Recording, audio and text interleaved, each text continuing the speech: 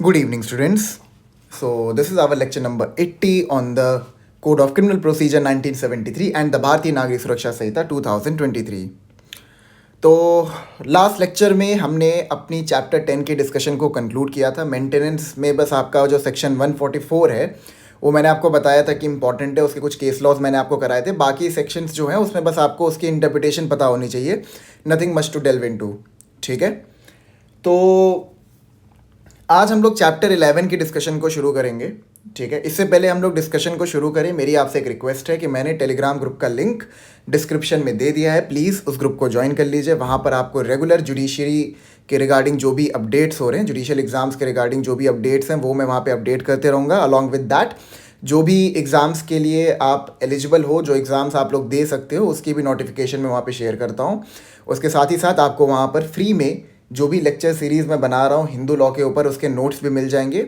तो please join that group. ठीक है, तो आज हम लोग चैप्टर 11 की डिस्कशन को शुरू करेंगे, which basically relates to maintenance of public order and tranquillity. ठीक है, आज इसका हम लोग पार्ट ए कंप्लीट करेंगे, which relates to unlawful assemblies. ठीक है, इसका पार्ट बी जो है वो पब्लिक न्यूसेंस के रिगार्डिंग बात करता है। इसमें कुछ केस लॉज हैं वो मैं आपको करवा दूंगा प्रॉबेबली नेक्स्ट लेक्चर में या उसके बाद के लेक्चर में। अभी खाली आप लोग इसकी इंटरप्रिटेशन को समझ लो। इसमें ज़्यादा कुछ मतलब बहुत ज़्यादा डेल्व करने के लिए बचा नहीं है। कुछ चैप्टर्स हैं जिसमें थोड़ा बहुत डेल्व करना है। देखिए, आप मेरी बात को ध्यान समझिए। ठीक है, पूरा जो लॉ होता है ना वो एग्ज़ाम के पीओवी से इम्पॉर्टेंट नहीं होता है। कुछ पर्टिकुलर एस्पेक्ट्स ही होते हैं जिनमें वो ज़्यादा डेल्व करते हैं। ठीक है, और जो वो इंपॉर्टेंट एस्पेक्ट्स हैं उनको मैंने काफ़ी डिटेल में आपको करवा के रखा है। तो ये मत सोचेगा कि इन सारी चीज़ों को मैं बहुत जल्दी जल्दी पढ़ा दे रहा हूँ, बिकॉज इन सारी चीज़ों की इंपॉर्टेंस उतनी ज़्यादा है नहीं एग्जाम के पर्सपेक्टिव से। जो भी इंपॉर्टेंट पार्ट होता है उसको मैं बहुत ही कॉम्प्रिहेंसिवली आपको समझाता हूँ। जैसे अगर आपको इन्वेस्टिगेशन याद हो तो वहाँ पर मैंने बहुत ही सारे लेक्चर्स बनाए थे सेक्शंस के रिगार्डिंग। 173 को कंप्लीट करने में मुझे अराउंड 6 से 7 लेक्चर्स लग गए थे। ठीक है, तो जो इंपॉर्टेंट एस्पेक्ट्स हैं उनके लिए मैं बहुत ही बड़े बड़े लेक्चर्स बनाता हूँ, बट जो इतने इंपॉर्टेंट नहीं है उसमें बस आपको उसकी इंटरप्रिटेशन समझना इंपॉर्टेंट है, वो मैं आपको समझा देता हूँ। देखिए, प्राइमरली आपका जो कमांड होना चाहिए ना वो बैरेट के ऊपर होनी चाहिए। आपको जैसे मैं एक एडवाइस करूँ, आप ये किया करिए, आप जो बैरेक्ट है ना उसको पूरा पढ़ जाइए। इवन दो जब ये BNSS का लेक्चर सीरीज़ कंप्लीट हो जाएगा उसके बाद मैं सेक्शन वाइज इंटरप्रिटेशन भी आपको एक लेक्चर सीरीज अलग से डेडिकेट कर दूंगा। मेरे को किसी ने बोला था इसके रिगार्डिंग कि एक अलग से मैं लेक्चर बना दूँ सेक्शन 1 से लेके लास्ट सेक्शन तक पूरे इंटरप्रिटेशन की। वहाँ पर मैं एक बार आपका रिवीजन करवा दूंगा इस रिगार्डिंग कि मैंने क्या क्या केस लॉस कवर करवाए थे और क्या क्या सेक्शंस वगैरह इंपॉर्टेंट है, वो सारी चीज़ें मैं उसमें करवा दूंगा। ठीक है, बट अभी जो मेरा कहने का मतलब है वो यही है कि आपको जो ध्यान देना है वो बस उन्हीं चीज़ों पे देना है जो कि इंपॉर्टेंट है। हर चीज़ वो भी आपसे एक्सपेक्ट नहीं करते, इवन जजेस को भी सारी चीज़ें नहीं याद रहती हैं, वो भी बैरेट्स को रेफर करते हैं। आपको इंटरप्रिटेशन आनी चाहिए चीज़ों की करने की। वो अगर आपने ये स्किल डेवलप कर लिया तो आप काफ़ी हद तक उस एग्ज़ाम को क्लियर करने के लिए मतलब काबिल हो जाएंगे, अगर मैं आपको सही बताऊँ तो। ठीक है, तो चलिए आज पार्ट ए की डिस्कशन को शुरू करते हैं, that is from section 148 to 151। तो it relates to unlawful assemblies. ये पार्ट बी है, पब्लिक न्यूसेंस। ठीक है, इसको नेक्स्ट लेक्चर में करेंगे। Part A relates to unlawful assemblies. अच्छा, अनलॉफुल असेंबली क्या होती है? किसी को पता है ये चीज़? मतलब देखिए, अब सॉरी मैं किसी क्लास में नहीं हूँ, आई एम सो सॉरी। ठीक है, तो अनलॉफुल असेंबली क्या होती है पहले ये समझते हैं। देखिए, एक असेंबली अनलॉफुल तब हो जाती है जब वो सेक्शन 142 BNS के अकॉर्डिंग कोई भी ऐसा एक्ट कर रही है जो कि 142 ने करने से प्रोहिबिट किया हो। अब वो कौन कौन से एक्ट हैं वो मैं आपको BNS में पढ़ाऊंगा। अभी बस आप इतना समझ लीजिए, by virtue of section 142 there are certain assemblies जिसको मना किया गया है कि आपको इन असेंबलीज को फॉर्म नहीं करना है फॉर दिस पर्टिकुलर पर्पस।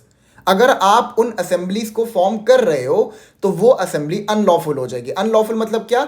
जो लॉ के विपरीत जा रही हो। और लॉ ने ये कहा है, कानून ये कहता है कि आपको ये एक्ट नहीं करना है, आप अनलॉफुल काम कर रहे हो। मतलब कि जो कानून ने आपको जो काम करने से मना किया है आप उस काम को कर रहे हो। जैसे मर्डर हो गया, अब मर्डर को पनिश किया गया है क्या? मतलब बेसिकली जो सेक्शन डाला गया है मर्डर को एज ए पनिशमेंट जो बनाया गया है उसका पर्पस क्या है? आम जनता को रोका जा रहा है कि आप किसी दूसरे इंसान का मर्डर मत कमिट करिए। अगर आप उसे करते हो तो it would be unlawful, because law को आपने कॉन्ट्रावीन किया है, वो एक्ट किया है जो आपको करने से मना किया गया था। ठीक है, तो सेक्शन 142 बीएनएस के अंदर देयर आर सर्टेन एक्ट्स जिसको मना किया गया है by the like assembly of people to commit to to act in a manner. तो वो काम आप कर रहे हो, that's why the assembly is deemed to be unlawful. अब मैं आपको एक बात बताता हूं। By virtue of Article 19 Clause 2 of the Indian Constitution, her citizen के पास असेंबली को फॉर्म करने का फंडामेंटल राइट है। ठीक है, बट ये जो आर्टिकल 19 क्लॉज 2 है, it is subject to the reasonable restrictions mention under article 19 clause 3। ठीक है, जहां पर आपको एक ग्राउंड पब्लिक ऑर्डर भी मिल जाएगा। ठीक है, public order is synonymous to public peace and tranquillity. ठीक है, ये बात मैं आपको क्यों बता रहा हूं, मैं बताता हूं आपको ये बात मैं क्यों बता रहा हूं। आर्टिकल 19(3) के अंदर रीजनेबल रेस्ट्रिक्शंस दिए हुए हैं, जिसके बेसिस पर article 19 clause 2, I am so sorry, it's not article 19 clause 2, it's article 19 clause 1 sub clause B, मैंने गलती से 2 बोल दिया। ठीक है, आर्टिकल 19 के अंदर आपके पास 6 फंडामेंटल राइट्स हैं।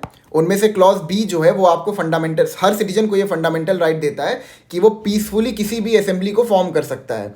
ठीक है, लेकिन जो ये आपका फंडामेंटल राइट है, इसको रीजनेबली रिस्ट्रिक्ट किया जा सकता है by relying upon the grounds mention under article 19 clause 3। ठीक है, तो आर्टिकल 19 क्लॉज 3 के अंदर ही पब्लिक ऑर्डर एक ग्राउंड है, जिसके बेसिस पर article 19 clause 1 sub clause B का जो फंडामेंटल राइट है उसको रीजनेबली रिस्ट्रिक्ट किया जा सकता है। तो जो ये आपका चैप्टर 11 है, which basically relates to maintenance of public order and tranquillity, यहां पर जो असेंबली है उसको हम आर्टिकल 19 क्लॉज 3 के वर्चू से रीजनेबली रिस्ट्रिक्ट कर रहे हैं। ठीक है, ये अपनी इंफॉर्मेशन के लिए आप लोग जान लीजिए, अगर आपको रिलेट करना है इस चीज को। ठीक है, हाँ, तो आइए इसकी डिस्कशन को शुरू करते हैं। हाँ, chapter 11 maintenance of public order and tranquillity, इसको वन गो में हम लोग कंप्लीट कर लेंगे। अनलॉफुल असेंबलीज, तो देखिए एक असेंबली अनलॉफुल तब हो जाती है when there are more than 5 और more than 5 persons assembled together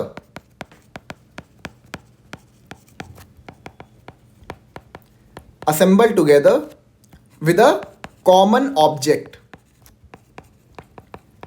to do any of the acts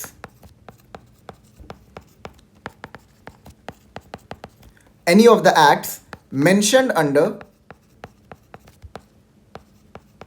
section 142 of BNS। ठीक है, अगर सेक्शन 142 BNS के अंदर आप कोई भी ऐसा एक्ट कर रहे हो जो आपको करने से प्रोहिबिट किया गया है, तो वो असेंबली जो है वो अनलॉफुल हो जाएगी। लेकिन यहाँ पे जो एक एलिमेंट है उसको ध्यान रखिएगा कि 5 या 5 से अधिक लोग होने चाहिए किसी भी किसी भी असेंबली को अनलॉफुल करवाने के लिए। अगर उससे कम है तो सेक्शन 142 के अंदर वो कवर नहीं होगा। Is that clear?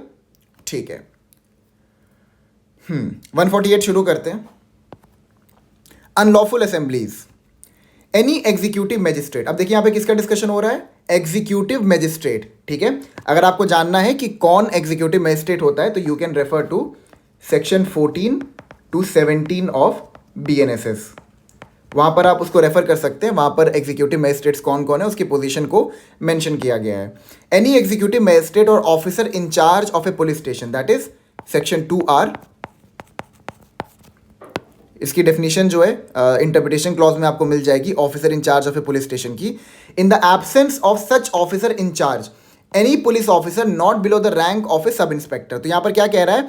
कोई भी एग्जीक्यूटिव मैजिस्ट्रेट, जैसे कि आपके DM होते हैं, डिस्ट्रिक्ट मैजिस्ट्रेट, आपके SDM होते हैं, सब डिविजनल मैजिस्ट्रेट, उनकी बात हो रही है, या फिर any officer in charge of the police station. और अगर मान लो officer in charge of the police station present नहीं है, एब्सेंट है, तो उसके एब्सेंस में कोई भी police officer but not below the rank of sub inspector may command any unlawful assembly or any assembly of 5 or more persons likely to cause a disturbance of the public peace। यहां पे क्या कह रहा है? अगर मान लीजिए कोई असेंबली है वो अनलॉफुल हो चुकी है, ठीक है, वो सेक्शन 142 को कॉन्ट्रावीन कर चुकी है, so to maintain public order and peace, वो उनको कमांड कर सकती है कि जो आप ये काम कर रहे हो, जो आपने ये अनलॉफुल असेंबली फॉर्म की है, इसको डिस्पर्स करिए, मतलब हट जाइए यहाँ से, ठीक है। और एनी असेंबली ऑफ 5 और more persons likely to cause a disturbance of the peace, और अगर साथ ही साथ यहाँ पर देर इज ए पॉसिबिलिटी कि वो 5 और मोर पर्सन्स जो हैं वो साथ में जो असेंबली फॉर्म कर रहे हैं वो अनलॉफुल हो सकती है, तो उसको भी वो डिस्पर्स करने का ऑर्डर दे सकते हैं, ठीक है।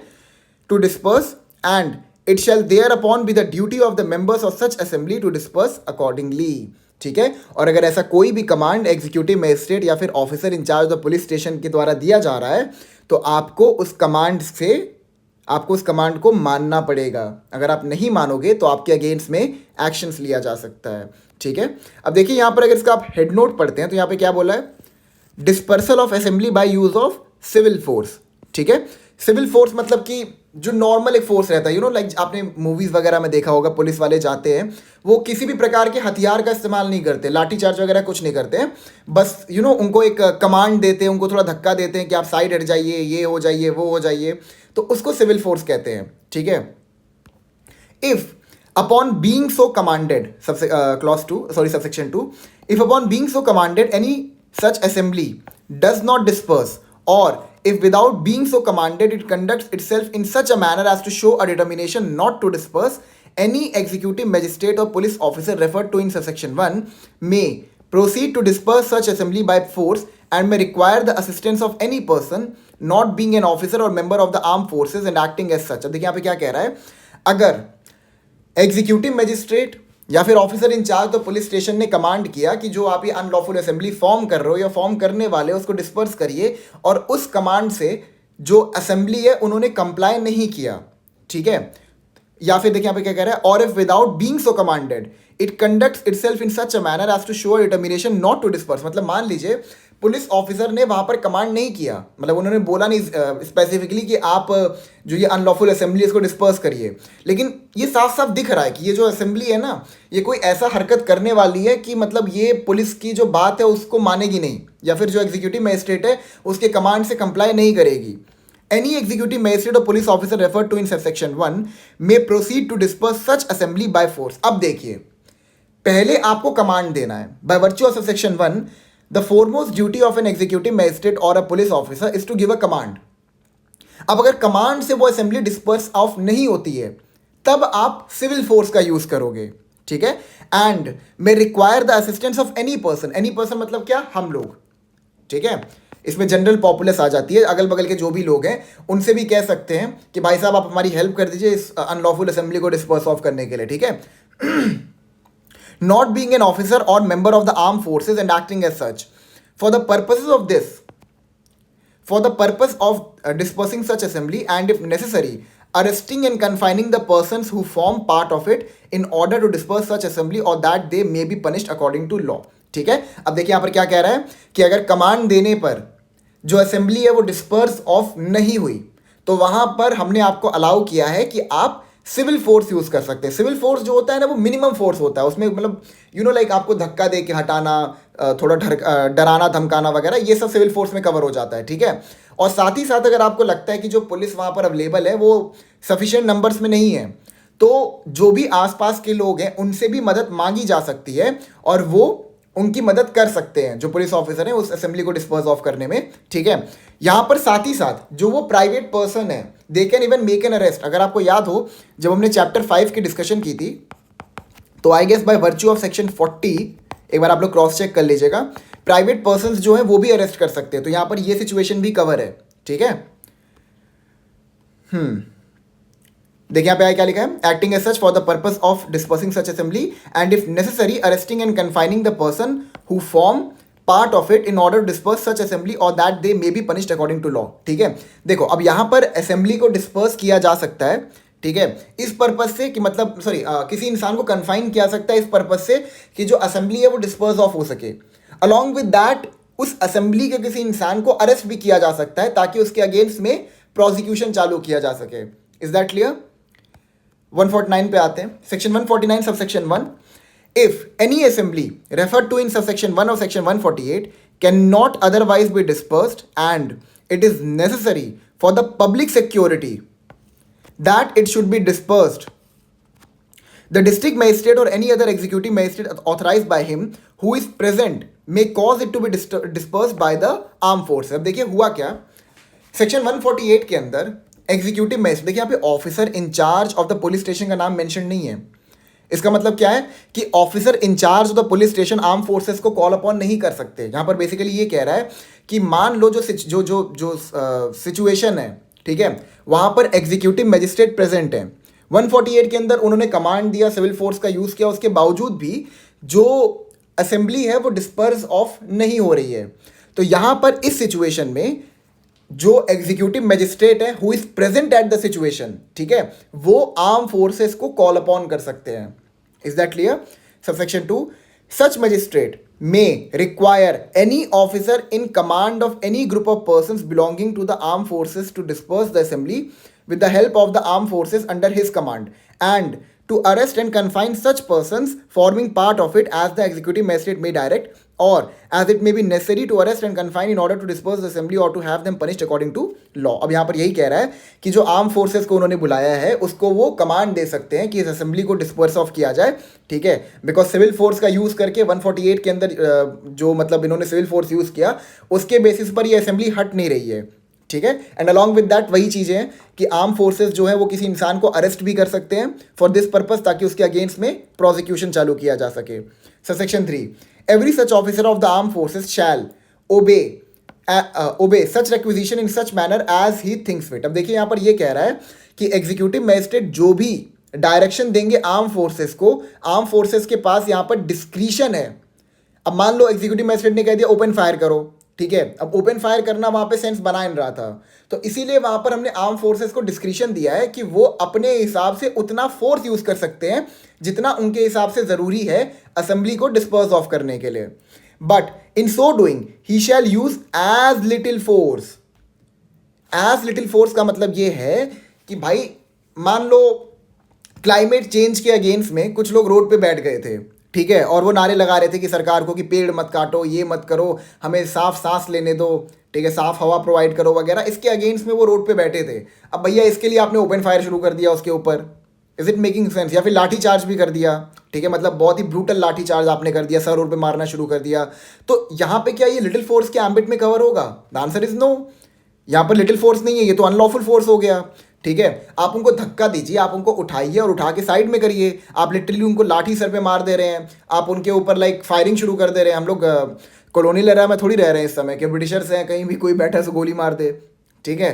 And do as little injury to person and property as may be consistent with the dispersing the assembly and arresting and detaining such persons. मतलब वही बोल रहा है कि आप लिटिल फोर्स का यूज़ करिए एंड अलॉन्ग विद दैट जितना कम इंजरी आप कॉज कर सकते हैं उतना कम इंजरी कॉज करिए. जैसे मान लीजिए वाटर कैनन होता है, ठीक है, अगर असेंबली डिस्पर्स ऑफ नहीं हो रही, आप वाटर कैनन ले आइए, वाटर कैनन से मारिए, उससे बहुत ही कम इंजरी कॉज होती है, ठीक है. या फिर अगर आपको लग रहा है कि मतलब जो असेंबली है वो वायलेंट हो गई है, चलिए वायलेंट वाला हम लोग अगले सेक्शन में पढ़ेंगे, इसको पढ़ते हैं वहीं पे देख लेंगे. 150 power of certain armed force officers to disperse assembly when the public security is manifestly endangered. ठीक है, इसका मतलब क्या है manifestly endangered? इसका मतलब यहां पर ये है कि ये काफी हद तक क्लियर दिख रहा है कि जो ये असेंबली है ना, ये पब्लिक के लिए एक बहुत बड़ा ट्रबल कॉज कर सकती है. मतलब पब्लिक को ना अब ये नुकसान पहुंचाने के इंटेंशन से है. मतलब जैसे आपने देखा होगा टीवी वगैरह में अक्सर जो रायट वगैरह कॉज हो जाता है जहाँ पे एक इंसान वो क्या कहते हैं मॉकटेल होता है जिसमें आग लगा के फेंको, वो शीशे का बना होता है तो वो फट जाता है. तो ऐसी कोई सिचुएशन खड़ी हो गई अब यहाँ पर, ठीक है, रायट हो गए हर तरफ में. अब पब्लिक, इवन पब्लिक के लाइफ तक पे खतरा आ गया है, ठीक है. When the public security is manifestly endangered, ये साफ साफ मैनिफेस्टली इंडेंजर्ड मतलब ये है कि इट इज लाइक साफ साफ सबको दिख रहा है कि यहाँ पे पब्लिक सिक्योरिटी इंडेंजर्ड हो गई है by any such assembly, and no executive magistrate can be communicated with. Any commissioned or gazetted officer of the armed forces may disperse such assembly with the help of the armed forces under his command, and may arrest and confine any persons forming part of it in order to disperse such assembly, or that they may be punished according to law. ठीक है, यहाँ पर ये कह रहा है कि 149 के अंदर जो आर्म फोर्सेस थे उनको कॉल अपॉन किया गया था कि आप लिटिल फोर्स का यूज करके, लिटिल इंजरी कॉज करके इस अनलॉफुल असेंबली को डिस्पर्स ऑफ करिए, ठीक है। अब एग्जीक्यूटिव मजिस्ट्रेट ने ये ऑर्डर दिया, वो वहां से चले गए। जाने के बाद क्या होता है, आर्म फोर्सेस ये ऑब्जर्व करते हैं कि जो यहां पर ये असेंबली है ये अब पागल हो रही है, ये अब यहां पर बहुत ज्यादा ट्रबल कॉज करने वाली है, पब्लिक सिक्योरिटी जो है वो मैनिफेस्टली इंडेंजर्ड हो गया है। तो इस सिचुएशन में अगर एग्जीक्यूटिव मजिस्ट्रेट को तुरंत कम्युनिकेट नहीं किया जा सकता है तो वो वहां पर लिटिल फोर्स से थोड़ा सा ज्यादा फोर्स यूज कर सकते हैं उस अनलॉफुल असेंबली को डिस्पर्स ऑफ करने के लिए, ठीक है। और यहां पर देखिए लिखा है with the help of the arm forces under his command, मतलब कि जो भी उस आर्म फोर्सेस का जो हेड होगा, ठीक है, जो सूबेदार वगैरह होते हैं, उसका वो कमांड देगा वहां पर कि अब तुमको क्या करना है, ठीक है।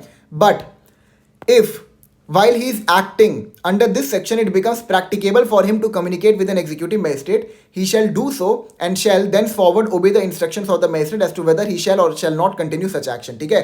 अब यहां पर वो थोड़ा ज्यादा फोर्स का यूज कर रहा है। अब प्राइमा फेसाई क्या हुआ था कि मजिस्ट्रेट को कम्युनिकेट नहीं किया जा सकता था, लेकिन मान लो जब उसने फोर्स का यूज करना शुरू किया उसके बाद जो मजिस्ट्रेट थे उनको कम्युनिकेट करना पॉसिबल हो पाया, ठीक है। तो जिस भी पॉइंट ऑफ टाइम से आप मजिस्ट्रेट को कम्युनिकेट कर पाओगे आप उनको कम्युनिकेट करोगे एंड देन उनके इंस्ट्रक्शंस लोगे कि आपको इस अनलॉफुल असेंबली को कैसे डिस्पोज ऑफ करना है, जितना फोर्स आप यूज कर रहे हो कि नहीं, जो कर रहे हो वो रीजनेबल है कि नहीं है वो बताएंगे। इज दैट क्लियर, ठीक है। इसमें ध्यान रखिएगा कि आर्म फोर्सेस के पास किसी इंसान को गोली मारने का अधिकार नहीं होता है। जो आप वो न्यूज़ वगैरह में या मूवीज़ वगैरह में देखते भी हो ना, वहाँ पर वो लोग रबर बुलेट्स यूज़ करते हैं। गोली आप सिर्फ तब मार सकते हो जब वो जो सामने वाला इंसान है ना वो आपकी लाइफ पे खतरा हो, मतलब मान लो वो भी आपको शूट कर रहा हो तब आप उसे गोली मार दो, लाइक इन प्राइवेट डिफेंस, ठीक है। लेकिन ऐसे आप किसी के लाइफ को ले नहीं सकते हो, ठीक है। 151 पे आते हैं। अच्छा 151 जो है आपका सेक्शन 151, इसको हम लोग पढ़ते हैं सेक्शन 42 के साथ। अगर आपको याद हो चैप्टर 5 की डिस्कशन तो हमने वहाँ पे पढ़ा था कि सेक्शन 42 के अंदर जो स्टेट की आर्म फोर्सेज होती है और जो सेंट्रल की आर्म फोर्सेज होती है उनको इम्यूनिटी मिला है फ्रॉम बीइंग गेटिंग अरेस्टेड, ठीक है। यहाँ पर उनके अगेंस्ट में प्रोसिक्यूशन चालू करने के रिगार्डिंग बात की गई है। तो देखिए, तो बेसिकली सेक्शन 42 के अंदर आप उनको अरेस्ट नहीं कर सकते जब तक कि सेंट्रल फोर्स या जब तक कि सेंटर या फिर स्टेट जो चैप्टर 5 के प्रोविजंस हैं उस रिगार्डिंग एक्सटेंड ना करें, ठीक है। और यहाँ पर ये इस रिगार्डिंग बात कर रहा है कि अगर आर्म फोर्सेस को बुलाया गया था under chapter 11 to basically disperse of an unlawful assembly, तो वहाँ पर आप उनके अगेंस्ट में आप प्रोसिक्यूशन चालू नहीं करोगे जब तक कि आपको परमिशन ना मिल जाए सेंट्रल गवर्नमेंट की या फिर स्टेट गवर्नमेंट की, ठीक है।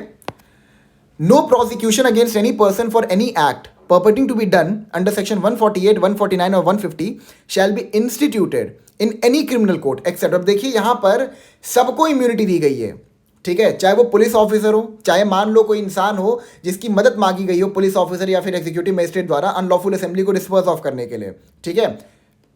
149 in any criminal court except with the sanction of the central government where such person is an officer or member of the armed forces, ठीक है। Be with sanction of the state government in any other case, ठीक है। यहाँ पर ये कह रहा है कि 148, 149, 150 के अंदर किसी भी आर्म फोर्सेस के बंदे के अगेंस्ट में आप प्रोसिक्यूशन नहीं चालू करोगे अगर वो सेंट्रल फोर्स का पार्ट था तो सेंट्रल गवर्नमेंट के परमिशन के बिना, और अगर वो स्टेट गवर्नमेंट का पार्ट था तो स्टेट गवर्नमेंट के परमिशन के बिना। Second subsection 2A, no executive magistrate or police officer acting under any of the said sections in good faith, no person doing any act in good faith in compliance with the requisition under section 148 or section 149, no officer of the armed forces acting under section 150 in good faith, no member of the armed forces doing any act in obedience to any order which he was bound to obey shall be deemed to have thereby committed an offense। Basically यहाँ पर ये कह रहा है कि 148, 149 और 150 के अंदर किसी भी एग्जीक्यूटिव मजिस्ट्रेट ने, पुलिस ऑफिसर ने या फिर आर्म फोर्सेस या फिर किसी प्राइवेट इंडिविजुअल ने भी कोई भी एक्ट किया हो इन गुड फेथ, मतलब मान लो कि पब्लिक को डिस्पर्स ऑफ करते हुए, ठीक है, प्राइवेट डिफेंस में अगर किसी पुलिस ऑफिसर किसी पुलिस ऑफिसर ने किसी को गोली मार दी, ठीक है, तो वहां पर अगर उसने गुड फेथ में एक्ट किया है तो उसके अगेंस्ट में हम लोग ये प्रिज्यूम करके चलेंगे ही नहीं कि उसने कोई भी ऑफेंस कमिट किया है। Subsection 3, in this section and in the preceding section of this chapter, the expression armed forces means the army, naval and air force operating as land forces and includes any other armed forces of the union so operating, ठीक है, तो clear है। Officer in relation to the arm forces means a person commission gazetted or in pay as an officer of the armed forces and includes a junior commissioned officer, a warrant officer, a petty officer, a non-commissioned officer, and a non-gazetted officer. Member in relation to the armed forces means a person in the armed forces other than an officer. ठीक है, देखिए तो बहुत मतलब काफ़ी हद तक ये प्रीलिम्स ओरिएंटेड चीज़ें हैं, तो आपको बस में चीज़ें पढ़नी ही है। मैं आपको बताता हूँ इसमें इंपॉर्टेंट क्या क्या है आपके लिए। पहले तो आपको 148 के अंदर जो रैंक है उसको याद रखना है, ठीक है, दैट इज एग्जीक्यूटिव मैजिस्ट्रेट और officer in charge of police station, और उसके एब्सेंस में any police officer not below the rank of sub inspector. मैं आपको बता दे रहा हूँ यहाँ पर जो चीज़ें हैं ना, यहाँ पे आपको खाली सेक्शंस याद रखने हैं और जो अथॉरिटीज़ के नाम है ना उसको याद रखना है, ठीक है। सेक्शन 42 याद रखिएगा, चैप्टर 5 का है, जहाँ पर स्पेशल इम्यूनिटी दी गई है आर्म फोर्सेस के मेंबर्स को फ्रॉम बीइंग गेटिंग अरेस्टेड, ठीक है। उसके बाद और क्या क्या इसमें इंपॉर्टेंट है, बस आपको अथॉरिटीज़ के नाम याद रखने हैं। इंटरप्रिटेशन तो मैंने आपको दे ही दिया है, ठीक है। इसके रिगार्डिंग आपको मेंस में कोई क्वेश्चन देखने को मिलेगा नहीं। और यहाँ पर ये जो एक्सप्रेशन है आर्म फोर्सेस वगैरह, इसमें क्या क्या इंक्लूडेड है इसको ध्यान रखिएगा, ठीक है। और बस ठीक है, इतना सफिशिएंट है आपके लिए। तो thank you so much, I will meet you in the next lecture. Next lecture में हम इसका पार्ट बी करेंगे, ठीक है, चैप्टर 11 का।